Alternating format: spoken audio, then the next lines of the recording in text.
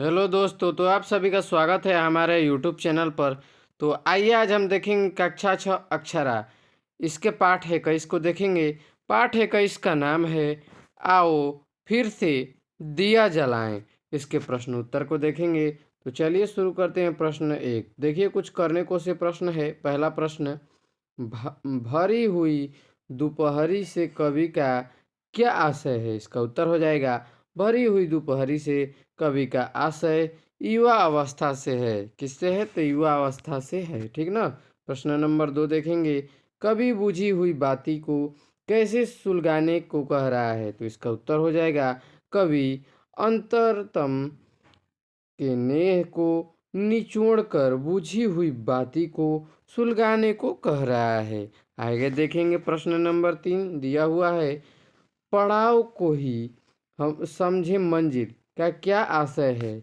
इसका उत्तर हो जाएगा जीवन में किसी मोड़ पर जहाँ हमें कोई उपलब्धि मिल जाती है तो हम उसी को मंजिल मानकर ठहर जाते हैं, जबकि यदि हम चलते रहे तो ऐसी अनेक उपलब्धियां हासिल करते रहेंगे। यही इसका क्या है? आशय है।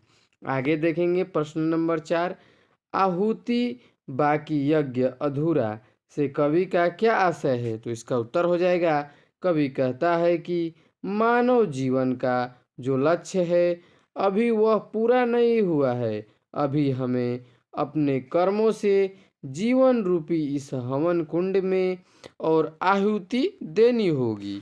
आगे देखेंगे। प्रश्न नंबर 5 को दिया हुआ है, वर्तमान के मोहजाल से कवि का क्या आशय है? तो इसका उत्तर हो जाएगा वर्तमान के मोहजाल से कवि का आशय है कि मनुष्य अपने जीवन के वर्तमान समय में मंजिल मिलने वर्तमान समय में मिलने वाली खुशियों के कारण भविष्य को अनदेखी करता है। वह भविष्य के विषय में सोच ही नहीं पाता है। यानी कि वो जो मनुष्य होता है भविष्य के बारे में सोच नहीं पाता है। ठीक ना। आगे देखेंगे। प्रश्न नंबर 6 दिया हुआ है, कवि द्वारा नव दधीची की बात क्यों की जा रही है? तो इसका उत्तर हो जाएगा दधीची ने एक राक्षस के वध एवं मानवता के कल्याण हेतु वज्र बनाने हेतु अपनी हड्डियां देवताओं को दान कर दी थी। कवि कहता है कि आज के समय में भी ऐसे ही नवदधीची की आवश्यकता है जो संपूर्ण मानवता के कल्याण हेतु स्वयं को बलिदान करने को तत्पर रहे हैं। यानी कि वो अपने को बलिदान देने के लिए हमेशा तत्पर रहे हैं। विचार और कल्पना से प्रश्न 1 है, अगर भरी हुई दोपहरी में अचानक अंधेरा हो जाए तो क्या क्या कठिनाइयाँ होंगी?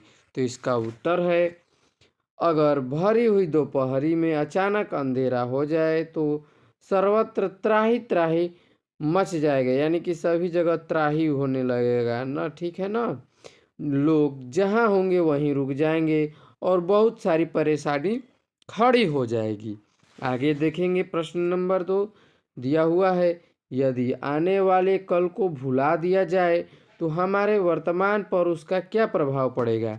तो इसका उत्तर हो जाएगा, यदि आने वाले कल को भुला दिया जाए तो हमारे वर्तमान पर उसका बुरा प्रभाव पड़ सकता है। ठीक ना। हमारे वर्तमान पर बहुत ही बुरा प्रभाव पड़ेगा, क्योंकि वर्तमान में जीते हुए ही आने वाले कल को सुखद बनाने हेतु कार्य किए जाते हैं और वही आने वाला कल एक दिन हमारा या हमारी पीढ़ियों का वर्तमान बन जाता है। आगे देखेंगे। प्रश्न है कुछ करने को से।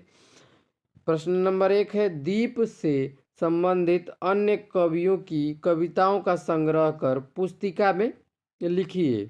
ठीक ना। दीप से क्या करना है? तो ये आपको स्वयं ही कर लेना है। जैसे कि संकेत में देखिए क्या, अंधेरे का दीपक हरिवंश राय बच्चन, मधुर मेरे दीपक जले महादेवी वर्मा, आशा का दीपक रामधारी सिंह दिनकर, तुम दीपक से जलते जाओ परशुराम शुक्ला का। ठीक ना। आगे देखेंगे। प्रश्न नंबर 2 दिया हुआ है, बिजली का आविष्कार होने के पूर्व, यानी कि जब बिजली का आविष्कार नहीं हुआ था उससे पहले, ठीक ना, प्रकाश के लिए किन किन साधनों का प्रयोग किया जाता था, पता करके लिखिए।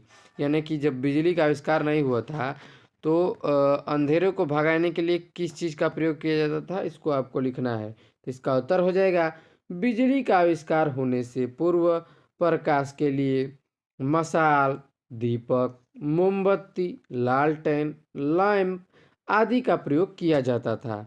आगे देखेंगे, प्रश्न नंबर 3 दिया हुआ है, अपने भविष्य को सुधारने के लिए वर्तमान में आप क्या क्या करेंगे, इस विषय पर पुस्तिका में लिखिए।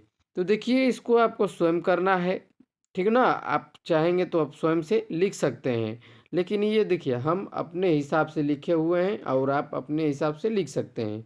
हमारे हिसाब से देखिए क्या है। पहला, प्रतिदिन सुबह जल्दी जागेंगे।